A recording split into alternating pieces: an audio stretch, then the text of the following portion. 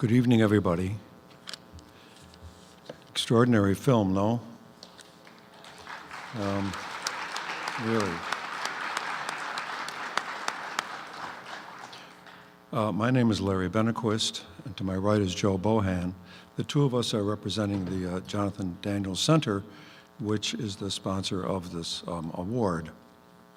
Now, I know most people in here know about Jonathan Daniels and his life in Keene, the sacrifice that he made, but I wanted to suggest that if you have the program with you, if you take a look, if not now, later, on page 21, there's an extraordinary picture of Jonathan with a little child. And Jonathan is teaching this child how to read. This photo was taken in the spring of 1964, exactly a year before Jonathan's death in Hayneville, Alabama. At this point, he was in Providence, Rhode Island, doing pastoral field work as part of his education as an Episcopal seminarian in one of the poorest neighborhoods in Providence. He would take the train from Boston down once or twice a week to put his faith into action, as he put it. You can see from the photo the trust that this child has in Jonathan. This is very important, very revealing. Jonathan's love of children was well known. Two of his little friends in Selma, then 7 years old, later wrote about their friendship with John in a book and his concern for their welfare during the violence of spring 1965, when Daniels went south to Selma to help in the voter registration march from Selma to Montgomery. What you see in the photograph is a man whose nature cut through issues of race and class, rendering them insignificant. His friends in Keene said he was this way when young. Stokely Carmichael said it was one of the traits that drew him to admire and to trust Daniels. Mrs. West, with whose family he lived while in Selma, said that John was the first white friend she had ever had. In 2015, on the 50th anniversary of Daniels' death in Alabama, local resident at Rich College had the idea of a Jonathan Daniels Center. Rich assembled a committee to see what such a center might look like, and what began as an information center for visitors to Keene to learn more about Daniels became the Jonathan Daniels Center for Social Responsibility. Its mission to present Daniels' life as an exemplar of a way of being in the world that reflects the ethical necessity of seeking social justice for all people in all manner of means. The center's website is also on page 21 of the program. Thank you. I'll now turn it over to Joe.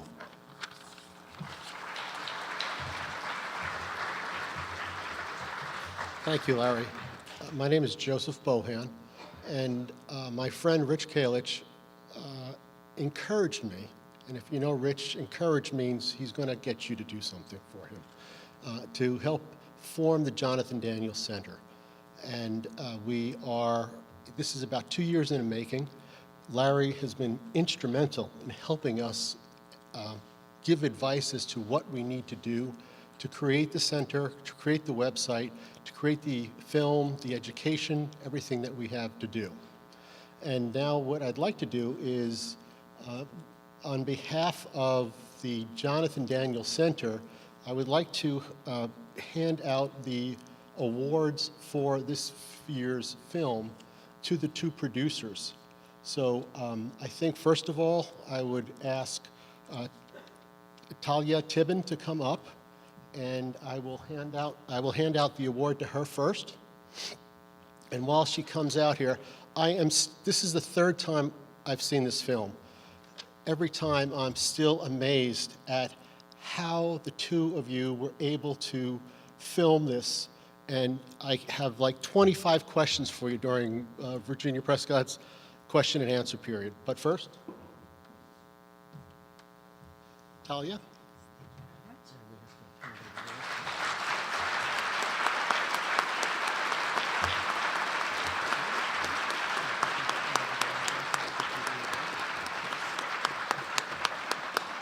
And now I'd like to offer Joshua Bennett the award.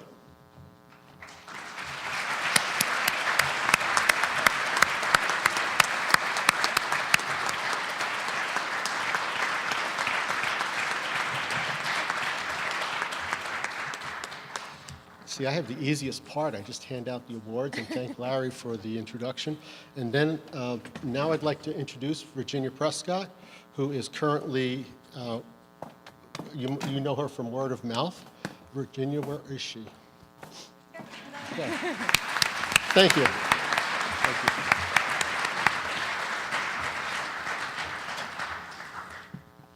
Does anyone else need to just say, whew, what an amazing movie.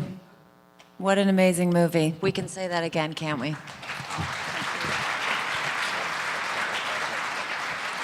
And so tense. I watched it the first time, you know, at home by myself. It was really interesting watching it in a theater. And I imagine for you guys, you know, you see a lot of people shaking their heads and just perched up like this. What is it like to watch this film again and again and again? I love watching it with an audience because as a filmmaker, you get an idea what works, what doesn't. I also think that it's a lot of what we felt going through this experience with them. And I think that's maybe what this film does best. It's conveying what it's like to be in those shoes. Sometimes, you know, it's not like the most perfect camera work, but it's almost meant to be that way. It's not that we didn't have the best cinematographers. We did. Sometimes when you're finding yourself with the best camera and the best lens that you're using, and a smuggler turns up just when you weren't expecting, you're gonna get this sort of, and just the way it shakes the family and kind of throws them off balance, it threw us very often off balance. And I think that that's the feeling of being a refugee and being kind of on this move the whole time. And that's maybe what the film conveys. Yeah. Well, let's talk a little bit about how you identified this particular family. And maybe, Josh, give us a little bit of background on the project in general. What motivated the making of this film? So, you know, we started this project years ago. Actually, it was around 2015, 2016, late 2015. And we had done a lot of work with women and girls. We worked with Nick Kristoff and Charles Boudin, worked on these projects that were transmedia projects, Half the Sky and A Path Appears. And we were looking at what was happening with refugees and with conflict around the world and seeing a record number of conflicts breaking out in the world and a record number of people being displaced. And so we developed a project that was called Humanity on the Move, which was about telling human stories of people forced to leave their homes. And we started to look at multiple places in the world where there was an influx of refugees. And of course, you know, we were looking at Europe and what was happening specifically in the Aegean Sea and refugees coming over from the Middle East, from Syria, from Iraq, Afghanistan, into Greece. And at that point when we began filming in 2016, tens of thousands, I think something like 15,000 people had amassed at the Greece-Macedonian border. And Europe had just started to shut its doors to refugees. And there was a switch in the policy. So we sent a scout down into the camp because we thought this would be a very compelling place to tell this story of what was happening to so many hundreds of thousands of people who were trying to get through Europe. And we found Guevara. We got an interview for Guevara. And literally the next day, Tayla went out to meet with him and meet with the family and really, you know, get them on board and really, you know, convince them. They wanted to do this film, but I think, you know, it was really Tayla who got all of the access and got them to really get enthusiastically behind it. Tayla, tell us a little bit about identifying this particular family of all of those families at the camp. Yeah, and all of those potential stories that we got. It was, I mean, in a camp with 10,000 people at the time I got there, there were 10,000 stories. And they were incredible. I mean, this couple who were trying to find their kid in Norway, this band of brothers that sort of formed, all Afghan boys who didn't know each other before. This couple, young, newly married, and she was in very advanced stages of her pregnancy. So many stories, but there was something really appealing about this family. The fact that it was 3 generations and they didn't always see the situation they were in the same way. The fact that they had so much dignity, they were not willing to sort of give in to the circumstances. Grandmother insisted that every day they're going to have a family meal. The mom, Shireen, kept insisting that the tent will be tidy and clean. there was a lot of sort of, we're going to try and create some sense of normalcy. And I saw that right away. And there's something that I thought would be easier to relate to than this, the great footage that you had in the summer before that, of just masses of people where you couldn't quite pick on them and you could say, oh, this has nothing to do with me. But when you see a family and their interaction and the way they try to keep things normal, the way they had it at home to some extent, to the most extent they can, seemed like a good way to sort of open the door to tell a story about refugees in a different way. So they are trying to make their way stealthily across how many countries, as it turned out to be. How did you convince them that it would be okay to have a camera crew along with them? Sometimes I had to convince them twice a day that it was okay to have a camera crew Yeah. follow along. I think Ivara, who is very important in the family, has a very important role in terms of leadership. He communicated how much it was important for him to have this story told. And he firmly believes in what he says at the end, that we are just one story out of so many, and the world needs to see those stories, and the world needs to hear that. So sometimes I needed to have him and Hiba on the other side sort of arguing the case when another generation wasn't fully on board. Sometimes, and this is something that I heard only later from Abdu, the older brother, sometimes they didn't realize how much energy they were sort of getting from the fact that we were there, that we cared, that we wanted to know what's going on with them, that we wanted to be there with them. So that, in a sort of not unintentional way, I guess, also had some role. So it was a little symbiotic. You were watching their story and they were getting something from being watched. I think so. Yeah. But there is that crisis point with the ankle. Like, how did you, as a filmmaker, I'm guessing, you could have brought her to a hospital. What was that decision making for you? Yeah, I mean, that was a very, very tense night. And getting them back on board after this incident wasn't the easiest thing either, because some of the family believed that we had to do something with the fact that they got caught. But yeah, I mean, they're not criminals. The fact that some EU agreement criminalized what they're trying to do doesn't make them real criminals. They are people fleeing for their lives. And unfortunately, if we were to take them in a car or to bring them to a hospital, bring a doctor to them, and we got caught, we would be facing human smuggling charges in Macedonia. There was also a decision as a filmmaker, not just something we talked about, not just not to break the law where we worked, but also not to alter their journey. So sort of, if we weren't there, what would have happened? So in that case, and some of it doesn't get told, we sort of do a shorthand sometimes in film. We got in touch the best I could do. We talked a lot about it. Josh was in New York. I was in Greece, and I said, okay, what we could do is we can tell Doctors Without Borders that we know people that has happened to them. From there, we leave it up to you. If you want to give them your location, I have no responsibility. If you want to tell them, send us a doctor, I have no idea what they're going to do with the information. That's the most, so it's up to you. I can tell Doctors Without Borders, that's the contact that I have, that we know there's a family in crisis, that there's someone badly injured. Or I can tell them, I can make the connection, and that's where we left it. And they, I think, debated that for a good 3 hours and eventually decided to get in touch. I gave them the number, they got in touch, and what happened is that Doctors Without Borders, who weren't operating in Macedonia, told the Red Cross. The Red Cross, instead of showing up to help, felt obliged to tell the local police, who showed up instead of the medical help and before any medical help, and arrested all of them, and didn't provide actually initially any medical help. When we see them coming back to Idomeni, that woman with her broken ankle was left a mile ahead of the border, and she had to walk it with the help of her kids across again. I'm wondering, Josh, for you back in New York, and obviously before making this film, and you're with an organization that had made films following other humanitarian crises and other refugees crossing borders. I think it's South in Central America, correct? Yeah.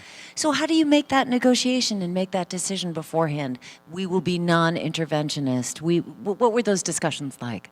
Well, we talked a lot about it. I think for us as filmmakers and documentarians, there's always a line you have to be conscious of crossing where you start to step over it and can influence certain events, and you can start to get in the way of people's lives as opposed to really following their story and their life and giving them a platform where their story comes forward. And I think that in this case, it was pretty clear the journalists were getting arrested, people were getting harassed by police, anybody with a camera was sometimes being detained, and there was a very real concern at every border crossing that the camera team just could not be with the family because if they were, they would be arrested as smugglers. And in the same way, with the Red Cross and Doctors Without Borders, they had told us after the fact that they had to be very conscious of not breaking the law because they would be seen then as, breaking the country's laws and possibly being thrown out of the country. So there was all of, media activists, NGOs were all kind of unsure of what the next steps were. And I think for us in this story and in the other stories we tell, we always have that guiding sense of, well, we're going to tell a story that has integrity and honesty. We're going to present what happens as it happens to the best that we can, and we're not going to try to influence or step into situations. And I think it's a real commitment to the craft, but I think it's also a respect for the people you're working with,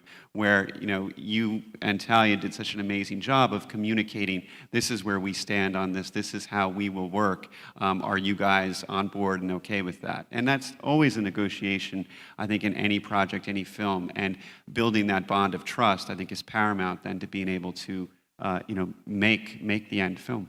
And it's very dynamic. It literally changed sometimes 2-3 times within the day, and there were times we had to sort of like, okay, we'll let you discuss this. We'll turn off the camera for the next half an hour. Is it okay now?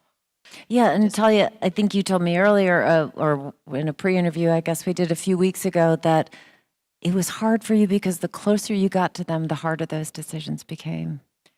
Yeah, I'm still very close with them, and I still sort of, every piece of news that comes, I just go like, oh, or very happy Heba just got engaged. But yeah, the closer you got to them, and you started to see how they see things.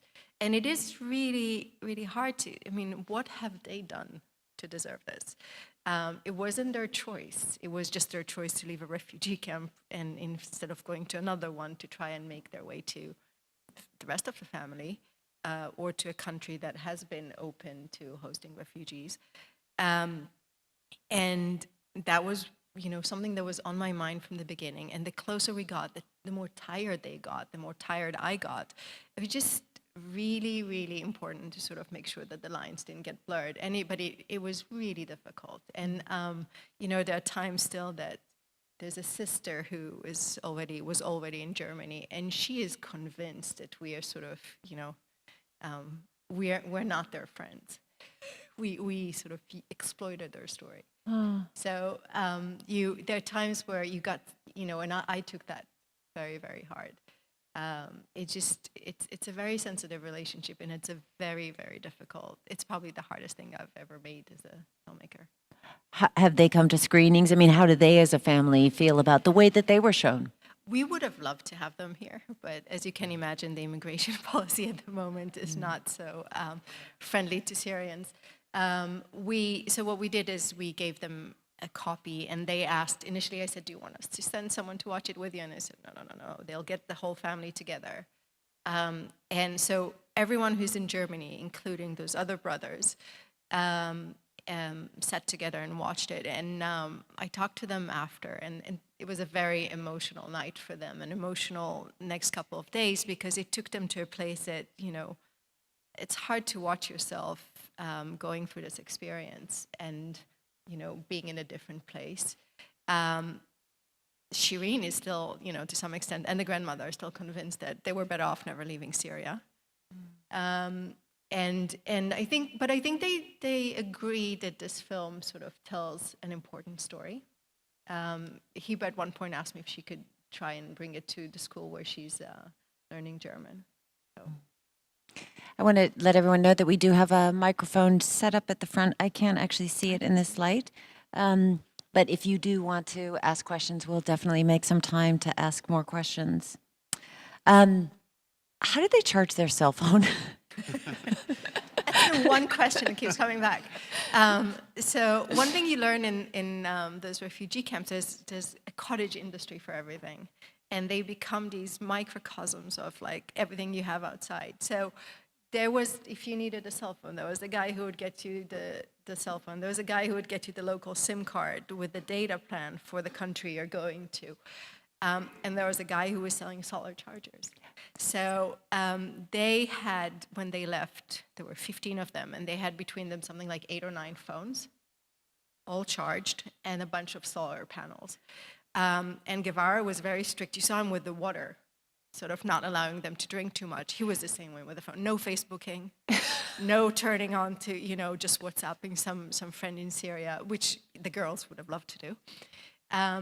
It was very, very strict. And there were a couple of times where they just got stuck because they couldn't move if they didn't have those phones. It was also their way to communicate with the brothers in Germany who could follow their route. They had, if you do the marathon or one of those things, you have those apps where Track Me. That's how the family around the world follow their journey. And they needed that as a lifeline. So Big Brother Abdu sitting in Hanover and going like, don't take that road, I hear it's really dangerous. But I see that if you go on the right, it doesn't look like it's a guarded border. So they needed it, and without it, they couldn't move an inch. Oh, unbelievable. Well, I couldn't help but look at them and think of so many refugees moving across Europe, 70, 80 years ago. And they did not have cell phones, obviously. But the historical resonance of that, how did you, sort of even as filmmakers, approach those parallels? Yeah, I mean, someone said in a previous screening that the images seemed the same. I mean, unintentionally and intentionally, I had in my mind, I think I told you earlier this morning, I'm Jewish, I'm actually from Israel, the generations of my grandparents who had to go through this, who knocked on doors of countries that didn't want them, who were shipped to a place and then tried again to get to another place. Right when this whole thing started, and I just holding my head going like, I can't believe Europe is doing this again. So, the images ended up kind of looking the same, but I think it was on our mind. And the fact that these guys, and I think it's horrible to say, but there's become this hierarchy of refugees, and somehow the people from Africa who go through these experiences are not getting the same treatment, but they are getting the closed doors. These look more like us, maybe, and that's why people are sort of relating to it that way, like World War II, but it happens to people who are trying to get across from Libya or taking boats from Africa to Europe. Is Humanity on the Move, is this part of what you're doing as an organization, exposing these trips? Is that something that's still part of your mission? Well, yeah, and I think that the historical parallel really drives it. That, I think we very consciously were looking at history repeating itself. And we saw the United States in World War II was not letting in Jewish refugees from Germany for a number of years until the war was really almost more than halfway over. We are continuing to see on our own borders in Mexico now camps like you saw in Idomeni being built up where thousands of people are being held there, many of them fleeing violence in El Salvador and Guatemala and Honduras. Violence that is coming from some of the most violent countries in the world. We're seeing it all over, as Tayla said, in Africa, throughout the Middle East, in Southeast Asia, like with the Rohingya. Right now, I think it's a moment where we want to continue to tell these films. There's countless stories, as Tayla said, to tell, but there's also, I think, a common thread through all of those. And this film, we hope, forces people to ask yourselves, what do you believe? What are your values? What are important? Are we as good as the values that we advertise to the world and to the morals that we stand behind? both as American citizens, as citizens in a Western democracy, as citizens of the world. So I think there's a need to continue to tell these stories, a need to remind ourselves that this is happening every day to thousands and thousands of people, and that we have to be as good as the values that we claim. And we need to really, I think, come together person to person, share these stories, find ways that we can get involved at the local level. I know there's a great organization here in Keene supporting refugees and immigrants. I think there's an endless ability to get involved, to find a way to talk about this and share this. And as long as this happens, we want to continue to tell these stories and create these films. So look for more on humanityonthemove.org, and we'll also have more information about our broadcasts and other screenings too.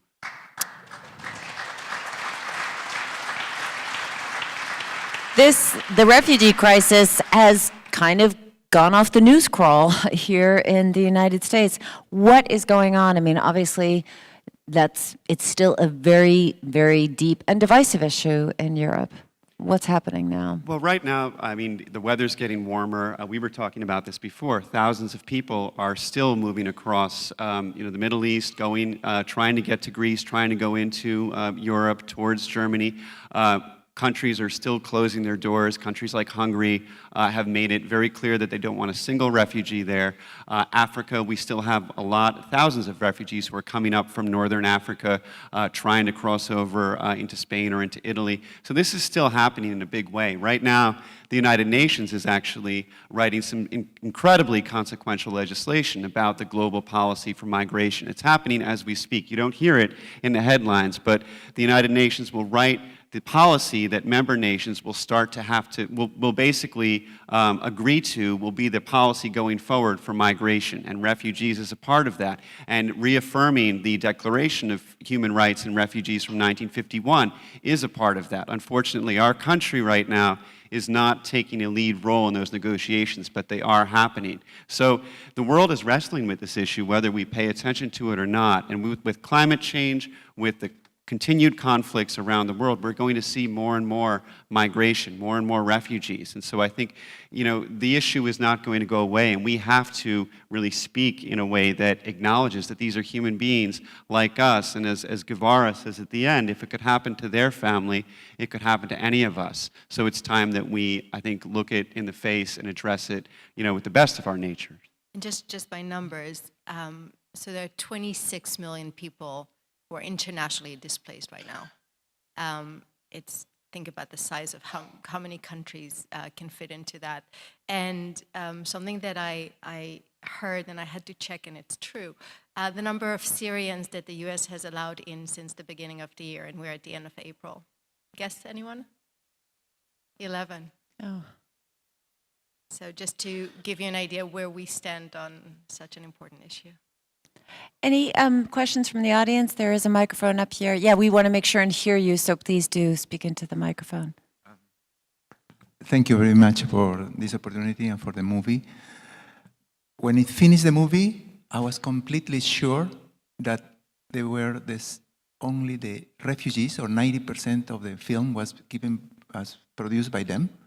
So I was totally wrong, but that tells how great was the movie, because you were really behind, and everything looked like just the story that they themselves are doing it. And thank you so much for that. That was really amazing. They did have a camera. You see in that some of the goes footage. to my question there. But still, I wanted to ask you the question. I work at the United Nations in New York. I am a US citizen. I was born in Peru originally.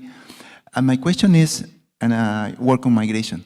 And my question is that in which ways you both made a bridge for the cell phones, you were saying part of that story, and all the electronic paraphernalia to work it out. And then because they needed that kind of bridge to the links with the people who produce that, like you're saying, the solar recharges, stuff like that.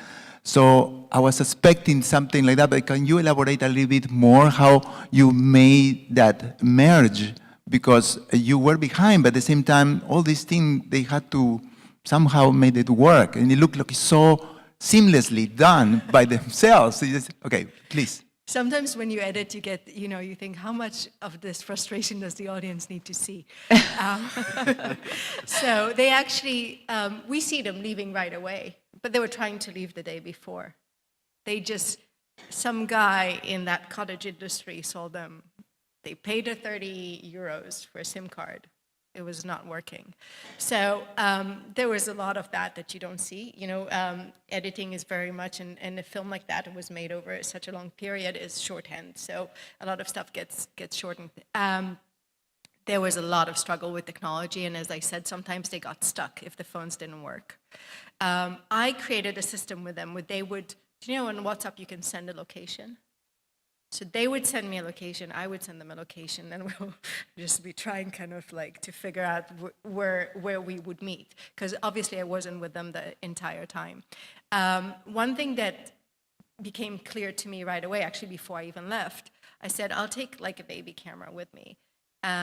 Guevara, you see him at the beginning, he sees himself as a journalist sort of by nature, and he told me that he, in Aleppo, that's what he did. I didn't know that he had also some family footage at the time. And I just said, here's a camera for you. So when we are not here, when we are not with you, just feel free to roll on it, sort of explain the basics, and they're naturals. So instead of sort of zapping around with the camera, they're pretty good in holding steady a shot. And Guevara and one of the nieces, Layla, sort of took over the camera. But I have to say, earlier we were talking about moments where sometimes the family wasn't very cooperative. So grandma in Hungary decided no more camera, and she just hid the camera away. And the girls were begging to get it back so they can film what was going on. But the grandma, for 2 days, she was sulking, and she was not going to give the camera back. No matter what I said, no matter what they said, and that was it. And she's the big matriarch. No one is daring to really challenge that. So I'm glad that it looks like, because that's what I think it's very much a collaboration with them. I think Guevara did an amazing job in holding this family together during the journey, and some of it is some of the intimacy that we see. The bickering that they are probably not going to be doing next to a stranger over a booty.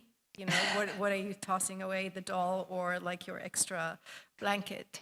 That kind of stuff doesn't happen in front of us. Naturally, it was happening thanks to the fact that they filmed it themselves. Yeah. So it has a little bit of that home movie quality, which I hope goes through. Was great. Thank you very much. Thank you. Any other questions? What is Rita doing? I just want to make sure that's on the video. So that's why I'm repeating your She's question. doing great. She is. She has become the family translator. She's the one with the best German, and everyone would say that. So whenever Guevara or her parents or her grandmother have any, and Germany is a country that likes its bureaucracy. So whenever they have any appointment, Rita goes along as the translator. She also learned how to navigate the subway system in Berlin very well. So she's now 13. She's very into makeup and selfies. I get, a few a week.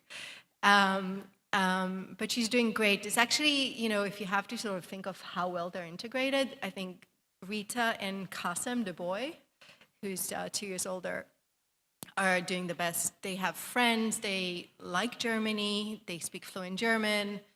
For her, it was a golden opportunity to just study. She never, Guevara says it at the beginning, and then her mom, she never had the opportunity to have sort of a steady, life and the ability to concentrate and focus. And she's so bright. What's killing me is that how much she saw on the way. It's just that stuff you don't forget. I wonder about that. There are several times that the camera does sort of rest on her face or her expression. She's smarter than Yeah. her age, huh? Yes, exactly. And I wonder about, we have to wrap, but I just wanted to ask about, how do you think this is going to sit with them for the rest of their lives? And I wonder, in some ways, will the film help them interpret it in some way? Time will tell. I would have loved to do the sequel. So let's check on them now. I really think that, at some point Abru says, oh, this is not the end of the story. We'll start writing the end of the story when Guevara gets here. But I actually think that for most of them, Berlin is not the end of the story. they've been there a year and a half now, and for most of them, it's still a temporary station. Grandma still believes, Hadja as she's called, still believes she's going back to Aleppo. She has a son who's still there, and she wants the family together. So in her mind, one day they're still going back. The others are struggling so hard with the German and with the German culture that I think it will take a long time for them to just process this as part of a journey rather than, Joshua, I'm sure that a lot of people watch this film and think, oh, what can I do? You talked a little bit about having conversations and keeping this issue in front of people. Any other action steps that we can take? Well, there's numerous organizations, NGOs that are dealing with resettlement right now. I mean, you can go to Refugee Council USA and you can see a list of local resettlement agencies, local refugee support groups across the country. Organizations like IRC are doing incredible work, or Refuge Point, which is based in Boston and does a lot of work here in Massachusetts and New Hampshire. There are countless organizations to get involved with. Also, religious groups, community events with, colleges. We've done this in the past on a lot of our projects, and we'll do it with these films. But I think you can go to humanityonthemove.org, you can sign up, you can find out more resources that will be posted there, and groups and places that you can get involved, and also opportunities to screen this film or the other films. There are ways that we can all kind of step in, and the thing that I'll say, when we go to screen in different cities with festivals, and as we've been developing and talking about this project, people always come up and they talk about how their lives have been transformed by working with refugees, working with people who've been forced to leave their countries, and how enriching it is and how wonderful it is to be a part of that and feel like you are really helping somebody in a way that transforms their life. So that's been the feedback we've gotten, and I would encourage any of you who have any interest to find those opportunities, because it really is transforming lives and it makes such a difference. Now, there are several resettlement centers and cities in New Hampshire, so, maybe we watch this and think, oh, this is so far from us, but it is really quite close, and something that we can all touch in our lives here in New Hampshire or wherever you are from, which I think gives a special resonance for me to be connected to a much larger world from here in New Hampshire. This is actually my last ever interview for New Hampshire Public Radio. I'm leaving to move to Georgia and take a job at Georgia Public Broadcasting. So it's been my honor to be a part of this community, and a great honor to speak with Tayla, Tibbon, and to Joshua Bennett. Please join me in thanking them.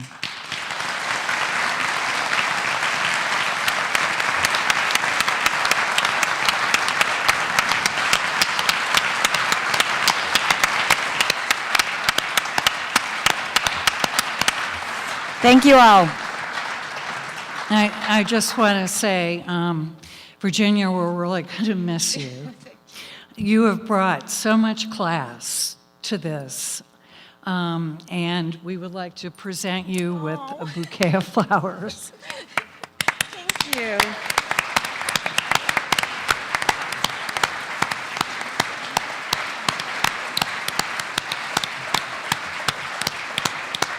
Does this mean I don't get the spa?